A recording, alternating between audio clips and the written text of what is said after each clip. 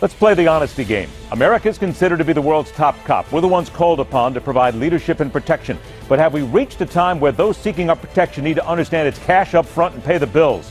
Because we can't and shouldn't foot the bill alone. It all comes down to security, how safe we truly feel right here on our own soil. Because today in the nation's capital, there was another example of what can happen anytime, anywhere. And a reminder that we do perhaps need to spend more money and time at home instead of worrying about the rest of the world. If it's a day ending in Y, then there must be news about a good number of people underestimating Bernie Sanders. He torched Hillary Clinton over the weekend, but it still comes down to why she needs to be worried with such a big lead. Or is that part of the Democratic Civil War? And you'll hear plenty of people pointing to Billy Graham as a televangelist pioneer, but they better not forget what one lady in a habit did after being fired from a real TV station. Real people, real facts, question everything, never fear the truth. I'm Ed Berliner. This is The Hardline for Monday, March 28th, 2016.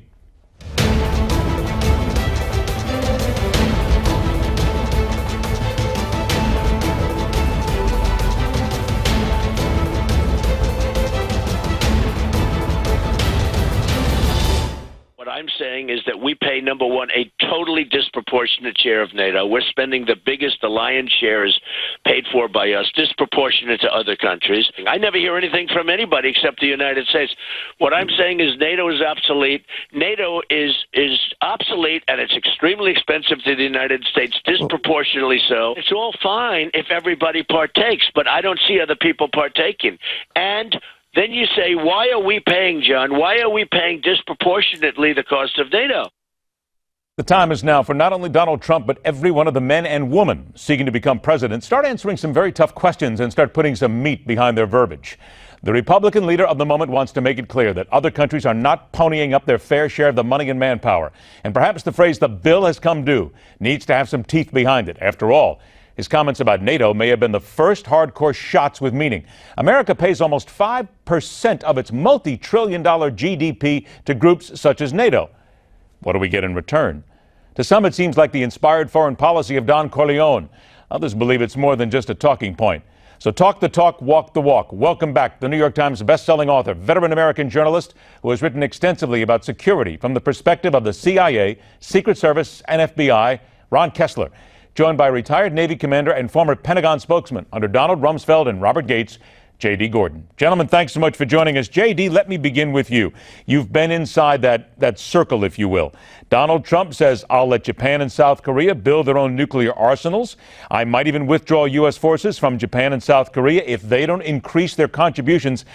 Let's play devil's advocate here. Does he not have a point? America is still seen as the top cop, maybe only the cop around the world, and maybe it is time for other countries to pony up and pay their share. Hi, Ed. Great to see you. Mr. Trump is 100% right. The United States basically pays the bills for everybody else. Look, we're in NATO. There's 28 members of NATO. They're supposed to pay 2% of GDP for their own defense. Basically, only a few countries do it. You can count them on one hand. So Mr. Trump is absolutely right. Our allies have really been sort of freeloading office. Secretary Gates said the same thing, by the way, about NATO, that if NATO doesn't start ponying up and paying their fair share, it's not going to exist for long. So Mr. Trump is 100% right. But let's look at this right now. If he does push some of these things that he has talked about, J.D., could it not put America in a very dangerous situation around the world? Because do we not need to be in certain corners? Because we're the only people who can do it.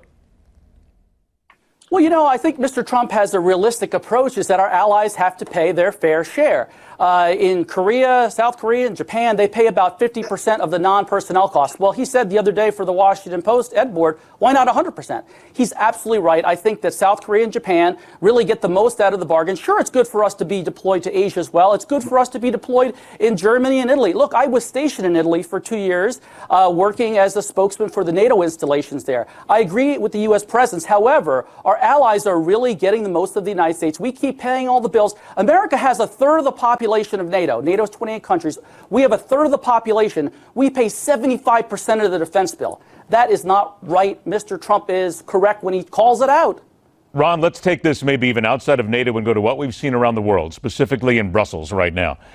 You know the FBI, the Secret Service, the CIA, these people and how they do business. In Brussels, it was a complete and total failure of intelligence.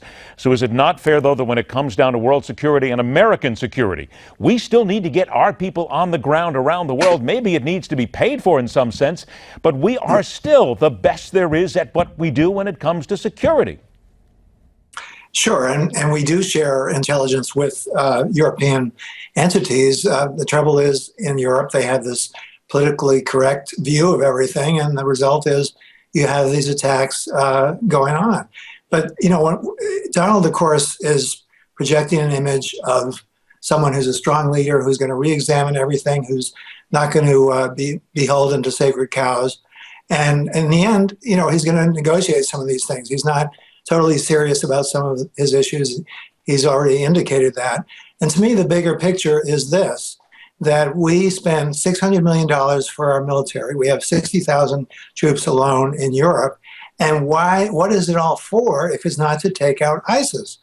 Obama recently said ISIS is not an existential threat. Well, that's totally wrong, because ISIS has billions of dollars. They're hiring scientists to develop WMD.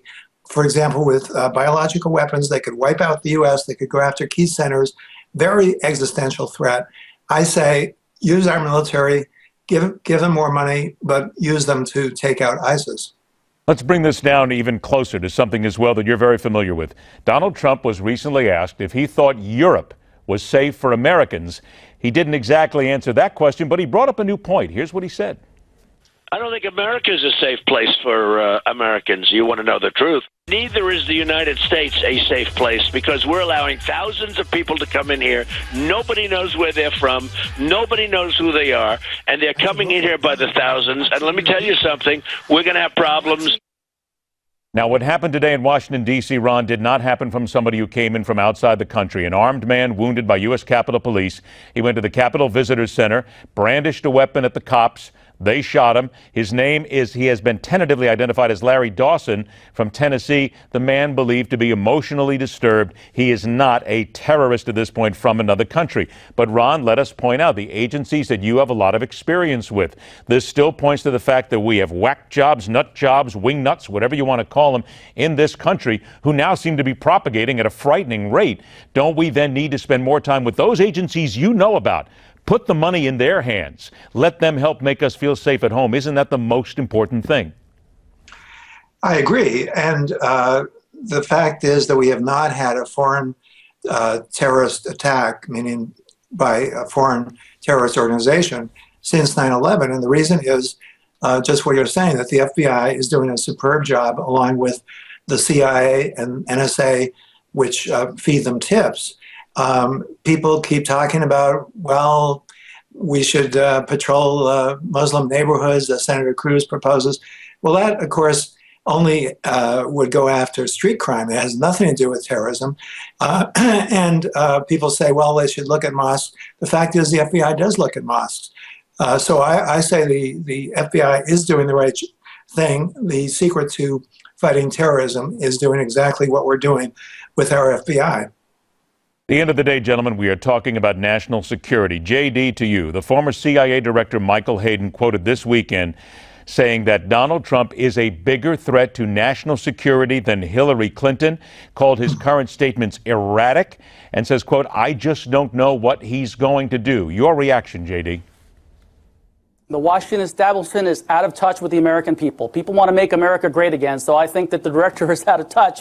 I think that people ought to realize that the reason we have this terrorism coming out of places like Mecca and Tehran is because we've allowed radical Islam to set the agenda since the 1970s. Every single president has been stung, but due to political correctness, you can't even call it out for what it is. I've got a column today in the Daily Caller to stop global jihad, aim for the archers. And that is, aim for the people launching these attacks at us. That's the radical clerics. And they're operating in plain sight in Mecca and Tehran. We've got to convince the Saudis and the Iranians to get a lid on it. But Monitor what about those statements that he mosques. makes, JD? I have to interrupt, where, according to Michael Hayden, he says that the call to ban Muslims from entering the U.S. has made the United States less safe than it has to be.